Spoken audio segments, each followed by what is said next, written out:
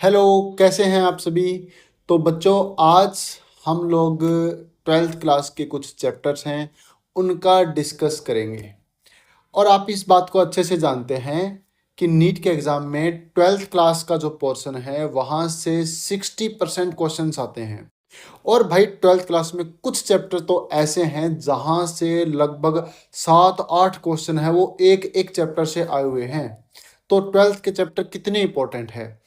कुल मिला के लगभग 6 के आसपास चैप्टर हम लोगों को जूलॉजी में पढ़ने हैं। और 6 चैप्टर आपके काफ़ी सारे मार्क्स में आपका सपोर्ट यहाँ से करेंगे। तो बच्चों, यहाँ पे जो हमारा सबसे पहला चैप्टर है जूलॉजी का जो है वो है चैप्टर 3 और चैप्टर का नाम है ह्यूमन रिप्रोडक्शन। मैं आपको एक बात और बता दूं कि यहाँ पे हम लोग एनसीईआरटी की जो लाइन टू लाइन है वो भी पढ़ेंगे और साथ में वो जो इम्पोर्टेंट टॉपिक्स जो जहाँ से क्वेश्चन आ सकते हैं उनको भी हम लोग डिस्कस करेंगे। यानी कि आप ये मानिए कि यहाँ पे जो आपकी जो स्लाइड है इन स्लाइड को आप अच्छे से देखेंगे, आप इनको पढ़ेंगे। उसके बाद में आपका कोई भी एक ऐसा टॉपिक नहीं रहेगा या कोई भी ऐसा क्वेश्चन नहीं रहेगा आपका जो आपको ना आए। हार्ड से हार्ड क्वेश्चन आप लोग इस चैप्टर का कर पाएंगे। तो इसलिए वीडियो को अंत तक देखते रहें। इस चैप्टर के जितने भी वीडियो हो सारे के सारे वीडियो आप लोग देखें ताकि इस चैप्टर से आने वाले सारे के सारे क्वेश्चन आप लोग सॉल्व कर पाएं। ठीक है बच्चों। तो यहाँ पे हमने एनसीईआरटी को पूरा अच्छे से, इसका जो पूरा पूरा निचोड़ है वो यहाँ पे है। और एनसीईआरटी का भी हर एक पैराग्राफ है उसको हम लोग यहाँ पे अच्छे से समझेंगे। ठीक है। और उसके बाद आप लोगों को ड्राइव से लिंक आपको मिल जाएगा वीडियो के डिस्क्रिप्शन में, जिससे आप लोग इस चैप्टर के जो नोट्स हैं वो आप लोग डायरेक्ट वहाँ से प्राप्त कर पाएंगे। तो आपको मतलब ये मान के चलिए कि लिखने की बिल्कुल ज़रूरत नहीं है, लिखने में टाइम खराब मत करिए। आप लोग बस यहाँ से समझिए और समझ के यहाँ के जो नोट्स आपको मिलेंगे उनके आप लोग तुरंत पीडीएफ निकलवाइए और बस उसको एक बार रीड कर लीजिए। देन आप लोगों का 100% काम है वो यहाँ पे हो जाना है। तो बच्चों, जो सारे के सारे जो टीचर हैंड आउट है वो आपको वीडियो के लास्ट में आपको बता दिया जाएगा डिस्क्रिप्शन पे, आपको उसको किस तरह से आपको यहाँ से डाउनलोड करना है। ओके। तो बच्चों, सबसे पहला जो हमारा चैप्टर है वो है ह्यूमन में रिप्रोडक्शन। अब यह नाम ही आ गया रिप्रोडक्शन का, यानी कि भैया जो दुनिया के अंदर हर एक जो जीव है, कोई भी एनिमल है दुनिया के अंदर, वो अपने आप की जो स्पीसीज है उसको दुनिया में बचाए रखना चाहता है। और इसके लिए उसे क्या करना पड़ता है? रिप्रोडक्शन। लेकिन ये कोई मजबूरी नहीं है, रिप्रोडक्शन करना कोई मजबूरी नहीं है।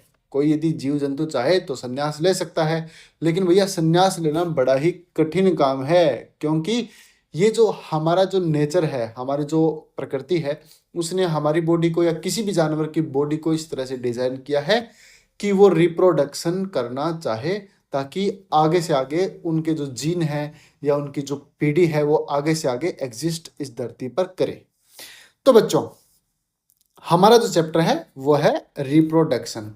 छोटे से छोटा और बड़े से बड़ा, चाहे कोई भी जानवर हो, क्या करते हैं? रिप्रोडक्शन है वो करते हैं।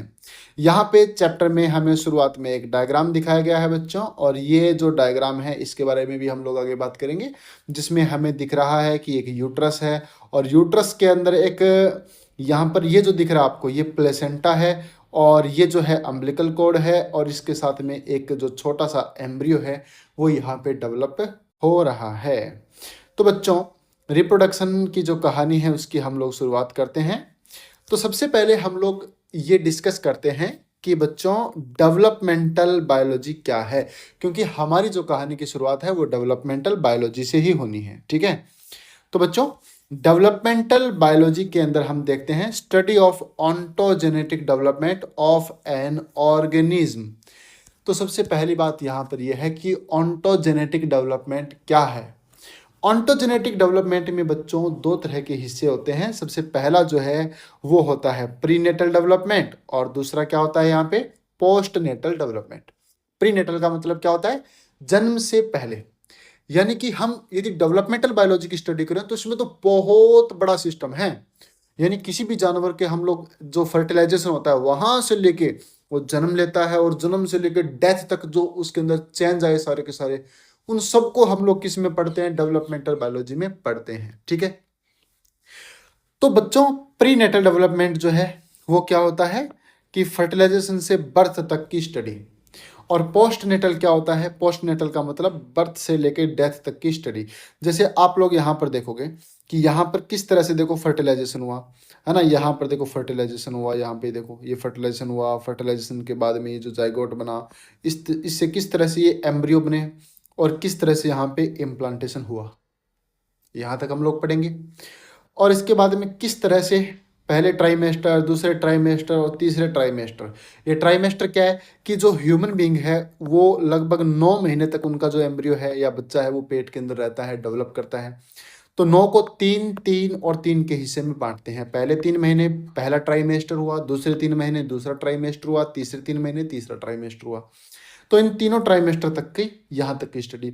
और उसके बाद में यहाँ पर हो जाता है बर्थ, और बर्थ के बाद में यहाँ पे हम देखते हैं कि आगे का डेवलपमेंट है वो इस तरह से चलता है। तो प्री नेटल में फर्टिलाइजेशन से लेके बर्थ तक का सिस्टम पढ़ेंगे हम लोग, और पोस्ट नेटल में हम लोग किसकी बात करेंगे?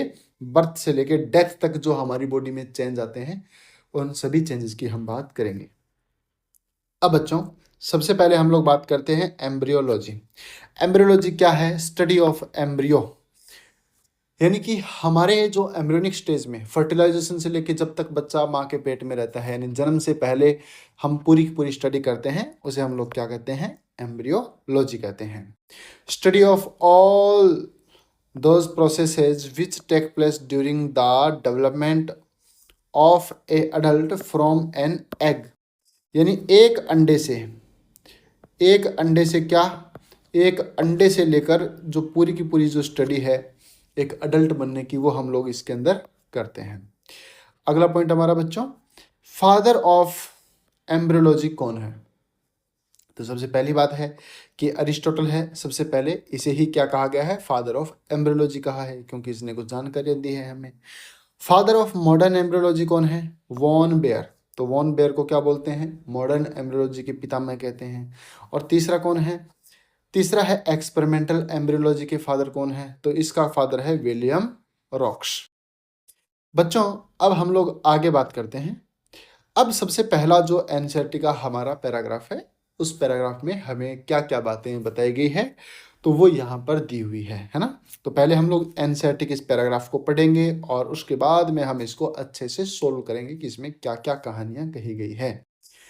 सबसे पहले बच्चों हमारी जो कहानी है उसमें कहते हैं कि ह्यूमन आर सेक्सुअली रिप्रोड्यूसिंग, मतलब क्या है कि इंसान जो है वो क्या करता है? सेक्सुअल रिप्रोडक्शन करता है। मतलब एक मेल होता है, एक फीमेल होता है, दोनों में गैमेट्स बनते हैं, दोनों के गैमेट्स आपस में फर्टिलाइज करते हैं, फर्टिलाइज से जाइगोट बनता है, जाइगोट का डेवलपमेंट होता है ना। ये कहानी यहाँ पे होती है। अब ये कहता है कि the reproductive events in human include, कि रिप्रोडक्शन के अंदर कौन कौन से इवेंट्स हैं जो यहाँ पर आएंगे। सारे के सारे इवेंट्स हैं वो हमने यहाँ पर लिख रखे हैं, जो कि यहाँ पे एनसीईआरटी में बताए हुए हैं। खैर आप लोग एक बार एनसीईआरटी में देखोगे सेम इवेंट है यहाँ पे बच्चों। जैसे आप देखेंगे फॉर्मेशन ऑफ गैमेट, तो सबसे पहले गैमेटोजेनेसिस होता है, उसके बाद में इंसेमिनेशन होता है, इंसेमिनेशन के बाद में फर्टिलाइजेशन होता है, उसके बाद में फॉर्मेशन ऑफ जाइगोट होता है, इम्प्लांटेशन होता है, एम्ब्रियोनिक डेवलपमेंट होता है, और लास्ट में जो नंबर 7वां इवेंट है हमारा वो है पार्चुरेशन, यानी कि जन्म होना। तो बच्चे का आखिर में जन्म हो जाता है। तो यहाँ पर ये एनसीईआरटी ने कुछ इवेंट्स हैं वो यहाँ पर इस तरह से बताए हैं। चलो एक बार एनसीईआरटी में देख लेते हैं। तो सबसे पहले बच्चों क्या होता है? सबसे पहले गैमेटोजेनेसिस होता है ना। तो फॉर्मेशन ऑफ गैमेट्स यहाँ पर दिया हुआ है, जिसे हम कहते हैं गैमेटोजेनेसिस। जैसे मान लो आपके पास कोई मेल है ना, और एक आपके पास मान लो फीमेल है, ये हो गई फीमेल। तो इन दोनों के अंदर क्या बनते हैं? देखो इसमें बनेंगे स्पर्म बनेंगे और इसमें बनेगा ओवम। तो इसे हमने क्या कहा है? गैमेटोजेनेसिस। दूसरे स्टेटमेंट में ये क्या कहता है? स्पर्म बनते हैं मेल के अंदर और ओवम बनता है फीमेल के अंदर। सही बात है। दूसरा स्टेप है transfer of gametes into the female. तो दूसरा स्टेप हमारा क्या रहता है कि ये जो गैमेट है हमारा, इस गैमेट को कहाँ पर भेजना है बताओ? फीमेल में, यानी ट्रांसफर इसको करना है यहाँ पे। तो इस कहानी को जो ट्रांसफ़र है यहाँ से करना, इस कहानी को हम लोग क्या कहेंगे, इंसेमिनेशन कहते हैं। कहाँ पे ट्रांसफ़र करना है बताओ इसको, फीमेल के जेनिटल ट्रैक में, यानी जो ये जो स्पर्म है इसको फीमेल के जेनिटल ट्रैक तक भेजना है, और इस कहानी को हम लोग क्या कहेंगे, इंसेमिनेशन कहेंगे। तीसरा है fusion of male and female gametes. यहाँ पर जो फीमेल के अंदर ये आएंगे तो आपको पता है कि अब ये फीमेल का मेल का जो गैमेट है वो फ्यूज होगा, और फ्यूज होने से क्या बनेगा, यहाँ पे जाइगोट बनेगा। तो यहाँ पर बस यही कह रहा है, और फॉर्मेशन होता है यहाँ पे जाइगोट का। These are followed by formation of development of blastocyst, यानी जो जाइगोट यहाँ पे बना है, इस जाइगोट से फिर यहाँ पर एक स्ट्रक्चर बनती है जिसे हम लोग बोलते हैं ब्लास्टोसिस्ट बोलते हैं। तो ये बन गया यहाँ पे ब्लास्टोसिस्ट यहाँ पे, और ब्लास्टोसिस्ट के बाद में यहाँ पर क्या बोल रहा है, ये जो ब्लास्टोसिस्ट बना है ये यूट्रस की जो वॉल है, दीवार है, यानी बच्चेदानी के अंदर ये जाके इम्प्लांट होगा, और इम्प्लांट होने के बाद में इसका डेवलपमेंट है वो यहाँ पे चलेगा। तो इसे बोलते हैं इम्प्लांटेशन, और उसके बाद में जो पूरा पूरा डेवलपमेंट होता है वो गेस्टेशन यहाँ पर चलता है। गेस्टेशन क्या होता है, वह समय, वह पीरियड जिसमें बच्चा अपने माँ के पेट में रहता है, डेवलपमेंट होता है बच्चे का, उसे क्या कहते हैं, गेस्टेशन कहते हैं। तो बताओ बच्चों, हमारा जो जो ह्यूमन बींग्स है उनमें गेस्टेशन पीरियड कितना होता है, 9 मंथ का होता है। ओके, चलिए, और लास्ट में क्या होती है बच्चों, डिलीवरी होती है, जिसे हम लोग कहते हैं parturition. These reproductive events occur after puberty, भाई बहुत ही इंपॉर्टेंट बात है, ये सारे के सारे जो इवेंट है वो प्यूबर्टी के जस्ट बाद में होते हैं। These are remarkable difference between reproductive events. Male के अंदर क्या होता है, मेल एंड फीमेल में थोड़ा सा अंतर है यहाँ पर, और वो अंतर क्या है वो देखिए कि स्पर्म जो है वो बच्चों हमेशा बनते हैं, यानी कि लड़का जब 13 साल का होता है, 13 साल से लेकर जब तक लड़का मरेगा यानी डेथ तक लड़के के अंदर स्पर्म है वो बनते हैं। लेकिन ओवम जो होते हैं बच्चों, ओवम के बारे में एनसीईआरटी कहती है कि बट ओवम फॉर्मेशन सीज हो जाता है किसमें, एक वीमेन में, कब, अराउंड एज 50 ईयर्स। यानी ये सबसे अच्छा पॉइंट है एनसीईआरटी का, मज़ेदार पॉइंट है। और वो पॉइंट क्या है हमारा कि भैया यदि आप लड़के हो तो लड़के के अंदर गैमेट्स बनने स्टार्ट होंगे 13-14 साल की उम्र में, और कब तक बनेंगे, जब तक लड़का बूढ़ा हो जाता है, मरता है, तब तक जो स्पर्म है वो बनते हैं। लेकिन लड़की के साथ में, बेचारी के साथ ऐसा नहीं होता। लड़की के अंदर जो गैमेट्स हैं वो 50 साल की उम्र में ही बनते हैं, और 50 साल की उम्र के बाद में इस तक ही बनेंगे, इसके बाद में ये गैमेट्स बनना बंद हो जाते हैं। अब बच्चों, हमने यहाँ पर ये सारे के सारे इवेंट्स हैं उनको हमने देख लिया है, और उसके बाद ह्यूमन रिप्रोडक्टिव सिस्टम के बारे में हम लोग बात करेंगे। सबसे पहले हम लोग बच्चों बात करते हैं ह्यूमन बींग्स। यूनिसेक्सुअल का मतलब होता है मेल और फीमेल अलग अलग होते हैं। ये विविपेरस होते हैं, मतलब अंडे नहीं देते, बच्चों को जन्म देते हैं। तीसरा, ये सेक्सुअल रिप्रोडक्शन करते हैं। फर्टिलाइजेशन होता है वो फीमेल के शरीर के अंदर होता है, और फीमेल में कहाँ पर, फेलोपियन ट्यूब के अंदर इस्थमस वाले पार्ट में होता है। इस्थमस में होता है क्या, नहीं, एम्पुला वाले पार्ट में होता है। और हम देखते हैं लास्ट में सेक्सुअल डाइमॉर्फिज्म, मतलब मेल और फीमेल को आप देखकर बाहर से पहचान सकते हैं। बिल्कुल सिंपल सिंपल से पॉइंट है बच्चों। हमने यहाँ पर देख लिया है कि रिप्रोडक्टिव सिस्टम 2 तरह का है, एक मेल का है और दूसरा फीमेल का है। मेल के अंदर स्पर्मेटोजेनेसिस कंटिन्यू रहता है ओल्ड एज तक, और फीमेल के अंदर है वो 50 ईयर के अंदर ये क्या हो जाता है, सीज हो जाता है, मतलब कि बंद हो जाता है। बच्चों, अब हम लोग बात करेंगे हमारा जो नेक्स्ट पॉइंट है। तो सबसे पहले अब हमें ये तो पता चल गया कि मेल और फीमेल 2 तरह के हमारे पास क्या होते हैं, रिप्रोडक्टिव सिस्टम होते हैं, ठीक है। लेकिन अब हम लोग यहाँ पर ये जानेंगे कि मेल और फीमेल के रिप्रोडक्टिव सिस्टम में अंतर क्या है, इनमें होता क्या है, इनका पूरा एक्सप्लेन करेंगे। तो सबसे पहले हम लोग मेल के बारे में पूरी पूरी कहानी है उनको एक्सप्लेन करते हैं। तो मेल के बारे में कहानी क्या है, the male reproductive system is located in the pelvis region. सही बात है, पेल्विस रीजन क्या होता है, यानी जो हमारा जो हिप वाला एरिया है, पूरा का पूरा हिप गिर्डल वाला एरिया है, यहाँ पे क्या होता है, मेल का रिप्रोडक्टिव सिस्टम है बेसिकली वो पाया जाता है, ठीक है। Include a pair of testis. अब मेल के रिप्रोडक्टिव सिस्टम में क्या क्या होते हैं, तो 1 पेयर क्या होते हैं उनमें, टेस्टिस। टेस्टिस कितने होते हैं, टोटल 2 होते हैं, along with accessory duct, accessory glands and external genitalia. मतलब इसको हम थोड़ा सा अच्छे से इस तरह से समझें तो आप ये मानो तो सबसे पहले हम लोग बात करने वाले हैं यहाँ पे मेल रिप्रोडक्टिव सिस्टम में। जैसा कि हमने पढ़ा है कि ये भैया पेल्विक रीजन में होता है। मेल के रिप्रोडक्टिव सिस्टम में देखें तो प्राइमरी और सेकेंडरी सेक्स ऑर्गन के अंदर ये डिवाइड होता है। और प्राइमरी के अंदर बच्चों हम जानते हैं कौन कौन आता है। इसमें आता है 1 पेयर टेस्टिस। और टेस्टिस बच्चों प्राइमरी क्यों होते हैं? क्योंकि भैया टेस्टिस के 2 काम होते हैं। पहला, ये स्पर्म बनाते हैं, गैमेटोजेनेसिस करता है, जो कि सेकेंडरी वाले नहीं करते हैं। दूसरा, ये सेक्स हार्मोन को बनाते हैं, जो कि सेकेंडरी सेक्स ऑर्गन ये वाला काम नहीं करते हैं। बच्चों सेकेंडरी सेक्स ऑर्गन में कौन कौन आते हैं? तो सेकेंडरी के अंदर हम देखते हैं तो ये रिप्रोडक्शन में हेल्प करते हैं। और इसमें आता है एसेसरी डक्ट, एसेसरी ग्लैंड और इसके साथ में एक्सटर्नल जेनिटलिया, जो कि एनसीईआरटी में हमें दिया हुआ है। बच्चों एसेसरी डक्ट में कौन कौन से हिस्से हैं जिनके बारे में हमें बात करनी है? सबसे पहले ट्यूबुलाई रेक्टी, ये टेस्टिस के अंदर होती है। रेटे टेस्टिस भी टेस्टिस में होता है। वासा इफ्रेंसिया भी टेस्टिस में होता है। हम जब टेस्टिस पढ़ेंगे तो इन सभी के बारे में हम बात करेंगे। और ये सारे के सारे इनसाइड टेस्टिस होते हैं। टेस्टिस के बाहर यानी स्पर्म बनता है तो स्पर्म बनने के बाद में सेमिनिफेरस ट्यूब्यूल में बनता है और बन के ट्यूबुलाई रेक्टी में जाता है, यहाँ से यहाँ पे, यहाँ से यहाँ पे और यहाँ से एपिडिडाइमस में आता है। ये टेस्टिस के बाहर होते हैं। एपिडिडाइमस, वासा डिफरेंस, एजाकुलेटरी डक्ट, ये सब लोग क्या होते हैं? टेस्टिस से बाहर होते हैं। हम बात करें बच्चों एसेसरी डक्ट की, तो एसेसरी डक्ट में कौन आता है? सेमिनल वेसाइकल आता है। इसके अलावा प्रोस्टेट ग्लैंड आता है, काउपर्स ग्लैंड आता है। तो ये हमारे एसेसरी ग्लैंड है जो कि रिप्रोडक्शन में हेल्प करती है। और तीसरा जो है वो है एक्सटर्नल जेनिटलिया, जिसमें आता है पेनिस और स्क्रोटम, जो कि बाहर से दिखते हैं। यानी कि सारे के सारे जो है बच्चों ये सेकेंडरी सेक्स ऑर्गन के अंदर मेल के आते हैं, ठीक है। जबकि प्राइमरी में कौन आता है? 1 पेयर टेस्टिस। जब हम लोग इसका डायग्राम देखेंगे, इनके बारे में पढ़ेंगे, तो सारी की सारी बातें हैं वो हमारी क्लियर हो जानी है, ठीक है। बिल्कुल आसान भाषा में हम इसको समझेंगे। चलो बच्चों, सबसे पहले हमारा जो ये पैराग्राफ है एनसीईआरटी का, इसको हम देख लेते हैं और उसके बाद हम सभी बातों को पढ़ेंगे।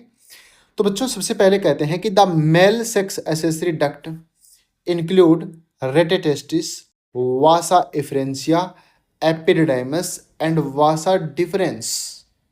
भाई यहाँ पर ये आपको सेकेंडरी सेक्स ऑर्गन के बारे में बता रहा है। यानी हम टेस्टिस के बारे में तो बाद में पढ़ेंगे, क्योंकि टेस्टिस के बारे में तो बहुत कुछ है। पहले हम लोग जो सेकेंडरी सेक्स ऑर्गन्स हैं उनके बारे में थोड़ा सा डिस्कस कर लेते हैं। डायग्राम में देख के हम लोग हर एक चीज़ को समझेंगे बच्चों।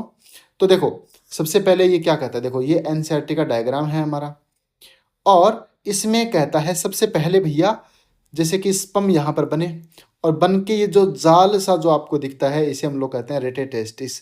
तो कहते हैं कि सबसे पहले जो ट्यूबुलर पार्ट है उसमें कौन आता है? रेटेटेस्टिस आता है। रेटेटेस्टिस से जो बाहर जो निकलती है उन्हें बोलेंगे वासा इफेरेंशिया। इनके बारे में हम आगे डिस्कस करेंगे पूरा। इसके अलावा आगे आता है एपिडिडाइमिस। एपिडिडाइमिस कौन सा है? ये वाला जो पार्ट है इसे एपिडिडाइमिस कहते हैं। तो पहला कौन है?